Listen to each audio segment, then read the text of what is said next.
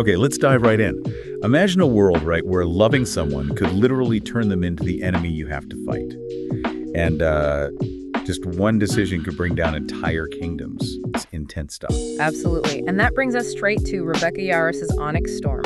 It's the third book in the Empyrean series following Fourth Wing and Iron Flame. Came out January 2025, and, well, it just exploded. Millions sold week one, bestseller lists, all over Book Talk, a real phenomenon.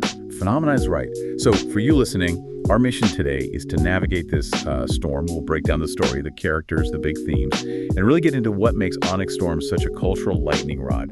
We want you to get why it sparked so much talk and how it ups the ante for Violet, for Xaden, for their whole world. Right, so Onyx Storm kicks off immediately, like seconds after that absolutely brutal ending of Iron Flame. No breathing room. None at all. And that immediate aftermath sets up the central conflict. Xaden's now Venom. He's become the very thing Violet fights against. The emotional core here is, well, it's huge. How does she find a cure? Can she? While loving someone who's now the enemy. Yeah, that central question hangs over everything. Is he still him? Is he still the Xaden she fell for? Exactly. It's a massive moral and emotional tightrope for her. And what I found interesting is we don't just stay at Baziath. The story really moves beyond the college walls. Definitely.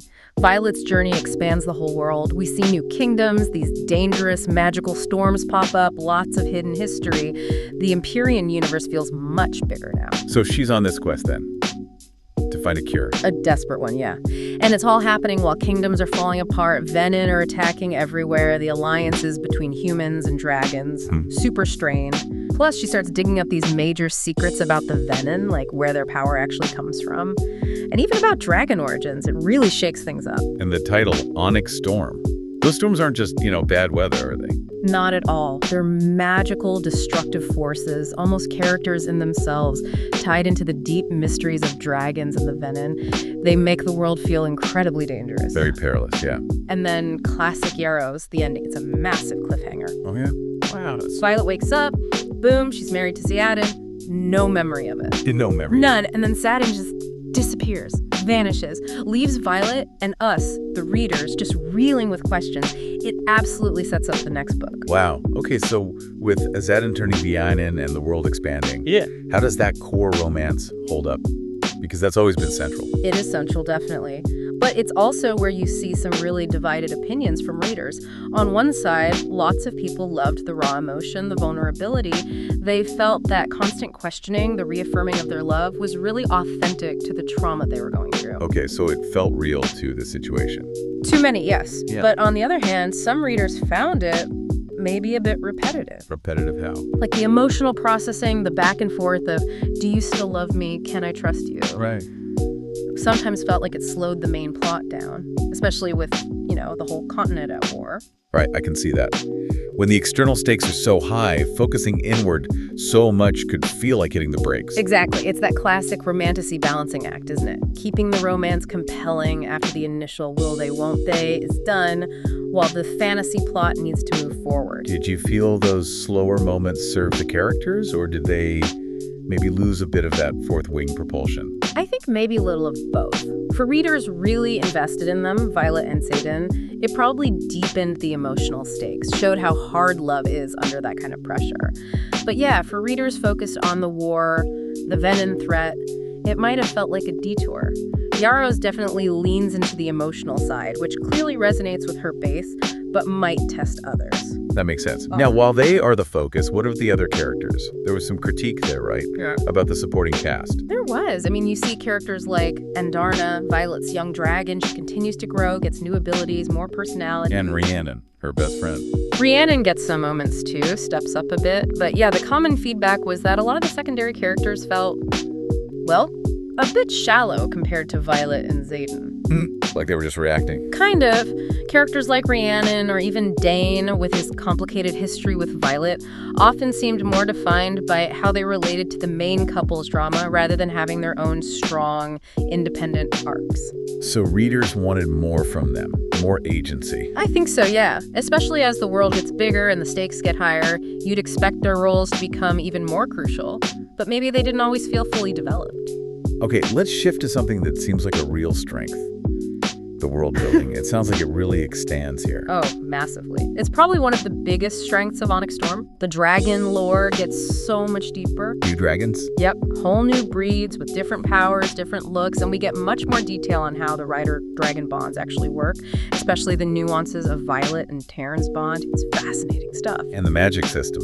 Does that get fleshed out too? It does. We learn more about warding, which is key for defense. But more chillingly, we get a much clearer, almost visceral look at how Venin corruption works, how they draw power, how it twists magic, how it literally drains the life from the land and people. It makes the threat feel much more tangible, more horrifying. Wow, okay. And you mentioned politics earlier. That gets ramped up. Definitely ramped up. Violet starts to realize this isn't just about her school or her kingdom, it's continental. There are shifting alliances, old grudges between kingdoms, new players emerging. It gives the book a much more epic fantasy feel than Fourth Wing or Iron Flame. So it moves beyond the War College drama. Way beyond. This shift to a global conflict is maybe the biggest change in Onyx Storm. It really recalibrates the whole series, forces everyone to face the true scale of the Venin threat. You get these aha moments about the history and future of their world. So with all that going on, let's talk themes. What are the big ideas Yarros is exploring here? Love and sacrifice seems huge. Absolutely central. Violet is constantly facing these impossible choices about how much she's willing to risk for Xaden, especially now. Every decision feels like it has this potentially devastating cost attached. And Xaden's transformation brings up that theme of identity, right? For sure. Identity and transformation. It forces everyone, including the reader, to ask, is he fundamentally changed? Is the core Xaden still there underneath the Venin influence? Or is he something else now?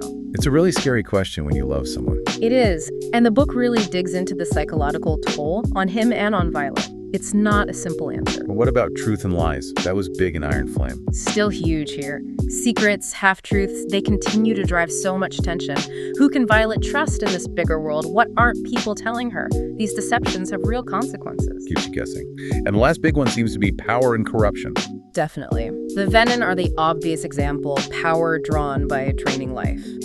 But the book also kind of probes the cost of power for the good guys, too. How far can Violet go to fight the Venin without crossing lines herself? What are her limits? Okay, so summing it all up, let's talk verdict. Strengths first. The world building sounds like a major plus. Huge plus. Bigger, bolder, more magic, more dragons, epic scale achieved. And the emotional core. Violet and Xaden. Still intensely powerful for fans. Despite the new challenges, that connection keeps people hooked. The stakes feel genuinely higher, moving to this global conflict. And that cliffhanger. Yarros knows how to write a cliffhanger, leaves you absolutely desperate for the next book. It's a skill. Okay, but let's be balanced.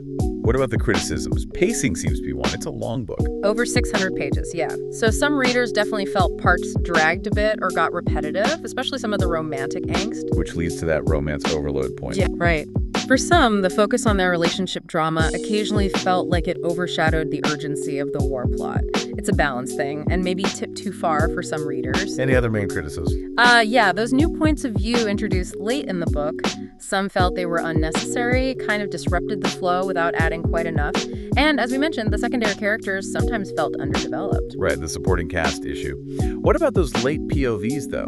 Did they add anything useful, maybe setting up future stuff? You could argue they hinted at the wider conflict, gave glimpses elsewhere, but because they came so late and weren't super deep, their impact felt a bit mixed. For some, it pulled focus from Violet when things were critical. Gotcha. So, despite those criticisms, how is the overall reception? Fans seem to have mostly loved it. By and large, yes. Fans of the first two books were generally very positive.